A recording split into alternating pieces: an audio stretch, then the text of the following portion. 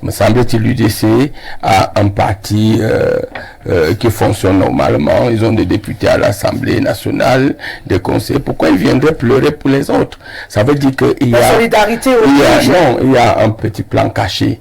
Et s'il y a un plan caché, ce n'est pas... Vous croyez vraiment que le RDPC est là, ou bien le président de la République est là, au lieu de réguler la vie d'une manière globale sur les partis politiques, on est là à s'occuper d'un individu qui serait éventuellement, qui partirait de tel parti pour l'UDC. Tout simplement, non. Si aujourd'hui on a à prendre une décision, je crois que cette décision-là va dans le sens de réguler. Regardez ce qui se passe aujourd'hui. Je vais vous prendre un exemple ou deux. On a comme ça là l'honorable Cabral Libi. Il n'a jamais milité dans un parti. Hein. Mais chaque année, tous les 5 ans, il loue un parti politique, il devient président. Il devient candidat à la présidence. Qu'est-ce que vous croyez vraiment de ce par rapport à ça? Voilà. Moi, je connais l'honorable depuis pratiquement 10 ans qu'on s'est rencontrés dans les chaînes de radio, de télévision. Il milite dans l'UDC, il a supporté, il a gravi tous les échelons. Le voilà présent pour qu'il soit candidat au niveau pour être député. Ça n'a pas été qu'il a mérité non seulement la confiance de ses militants, la confiance du parti, parce qu'on l'a vu travailler. Quand il a commencé, il était un simple militant. Mais vous croyez que vraiment aujourd'hui, je viendrai à encourager que dans l'UDC, quelqu'un parce qu'il a les problèmes avec son parti politique, lui-même un jour il s'est déclaré qu'il ne va pas aux élections présidentielles, aux élections législatives et municipales, parce qu'il croyait être plus fort qu'aujourd'hui, il va être parachuté par l'UDC et devenir candidat de l'UPC, alors que de l'UDC, alors que l'honorable lui il est là, qui a travaillé très longtemps et qui peut aussi porter les couleurs de l'UDC. Non, on ne peut pas continuer à accepter de telles choses honorables. Il faut que nous soyons sérieux dans ce que nous faisons. Moi, je crois que s'il y avait même des rumeurs d'un tel parti, d'une telle loi, d'un tel projet de loi, si ça n'existe pas, il faut l'introduire honorable. Parce que c'est très important. Vous qui avez milité longtemps pour que la politique devienne une science, la politique devienne un métier, la politique devienne quelque chose de sérieux. On ne peut pas comprendre aujourd'hui qu'on se retrouve avec des aventuriers qui deviennent tout d'un coup des éliminés, qui deviennent tout d'un coup des gens qui peuvent prendre la décision du matin au soir qu'ils ne partent pas aux élections législatives, ils ne partent pas aux élections municipales. Et d'un autre coup, ils viennent là, ils disent qu'ils veulent être candidats à la présidence de la République. Mais si tel était le cas, c'est parce que je ne suis pas député. Si moi j'avais été député du RDPC, moi j'allais introduire immédiatement cette loi. Pourquoi? Parce qu'il faut une certaine discipline. Il ne faut pas traiter les cas de la politique globale en mettant en phase la politique individuelle. Rosalie, est-ce que vous-même, je prends le cadre d'ici, à Info TV, on vous a vu batailler à côté de M. Mveng pour que cette chaîne de télévision devienne une grande chaîne. Mais quand vous vous battiez là, vous étiez seul à vous battre. Il n'y avait pas tous ces vautours. Mais maintenant que Info TV est donc l'une des meilleures chaînes de télévision les plus regardées, on a même quelqu'un qui est, on ne sait pas où, on dit que c'est lui déjà qui est le chef de Rosalie. Mais non, mais son caractère, à un moment donné, même dans les sociétés, on ne l'accepte pas. Si on ne l'accepte pas dans les sociétés, si on ne l'accepte pas dans la vie publique, et c'est ça qui détruit ce pays. Pourquoi? Parce que vous êtes là, vous travaillez, vous avez les compétences, mais du jour au lendemain, quelqu'un est parachuté et devient votre chef, avec aigreur et tout cela. Et immédiatement, il commence à vous mater, commence à prouver qu'il connaît plus que vous, alors que vous avez fait un parcours. Je dis que d'une manière globale, il faut réguler ce genre de choses. Et si ça arrive au plan politique, je dirais oui. Parce que honorable qui parle là, s'il arrive qu'on parachute un autre candidat à la tête de l'UDC, lui-même au fond de lui ne sera pas content. Il ne sera pas content de faire, parce que lui-même il a la capacité d'être candidat à la présidence. Pourquoi pas lui?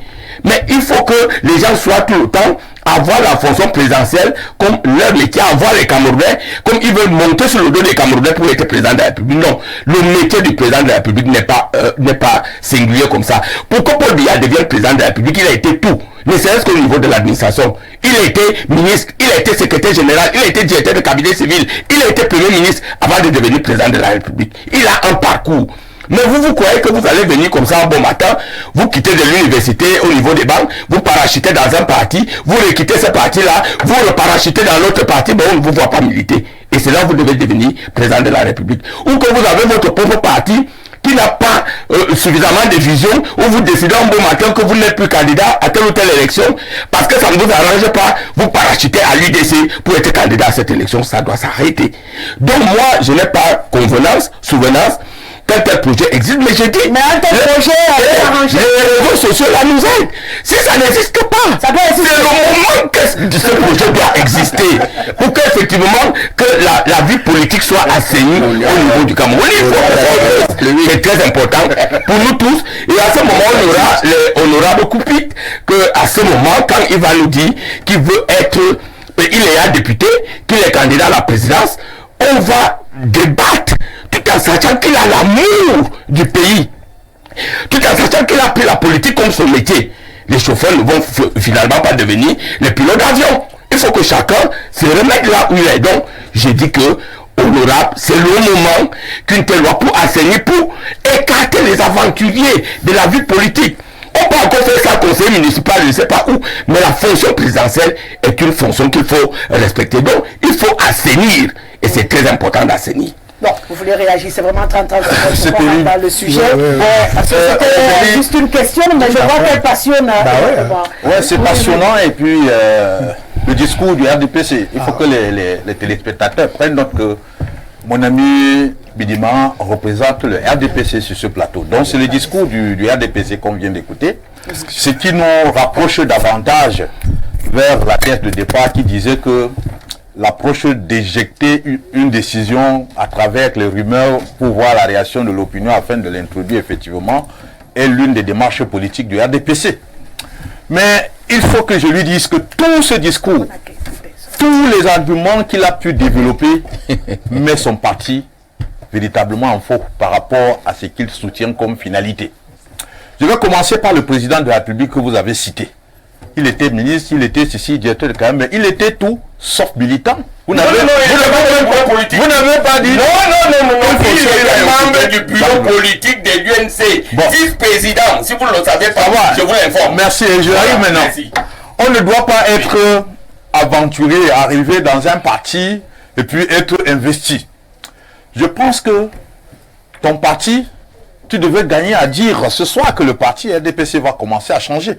Parce que s'il faut lister ici le nombre de cadres chefs de mission qui devient chef de mission au lendemain du décret qu'il recrute dans le gouvernement et comme ils sont recrutés dans le gouvernement, le lendemain il devient chef de délégation RDPC de la circonscription de son département d'origine. On ne peut pas... Mais non, pas de façon élective. Mais ils ne sont ni députés ni présidents. Attends, ils sont ministres de la République. Oui. Ils sont ministres de la République. C'est eux qui prennent les décisions. Il devient au cadre du parti à quel moment? Non. Au moment où il est devenu ministre. Au moment où il a recruté. Il va militer à quel moment pour maîtriser l'idéologie du parti afin d'être maintenant chef de délégation du parti dans sa circonscription d'origine. Il n'y en a pas. Bon, la troisième chose qu'il faut que vous compreniez. Vous avez dit, le chef de l'État est là pour réguler la vie politique. Et il ne régularise, il ne fait pas cette régulation en fonction des individus, mais en fonction de la vue globale. Oui. Et pourtant, c'est le contraire.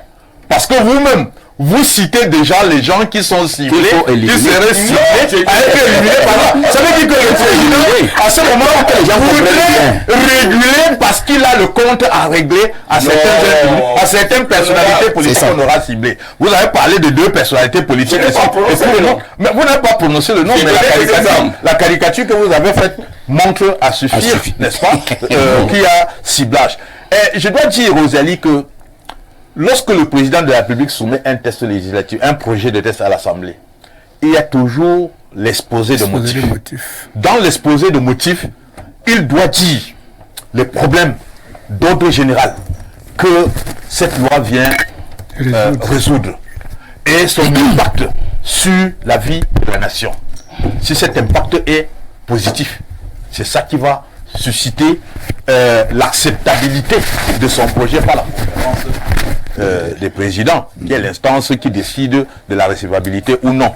Donc pour le cas d'espèce, je vous assure que il chercherait sur la planète Mars, il ne trouverait pas un argumentaire qui passe à dire aux gens que je veux maintenant aider un parti politique à ne pas avoir un aventurier comme candidat. Si on a un aventurier, c'est à son détriment. Puisque son aventurier va récolter maintenant la faible performance. Ce serait bien pour lui de gagner. Si ce sont des gens...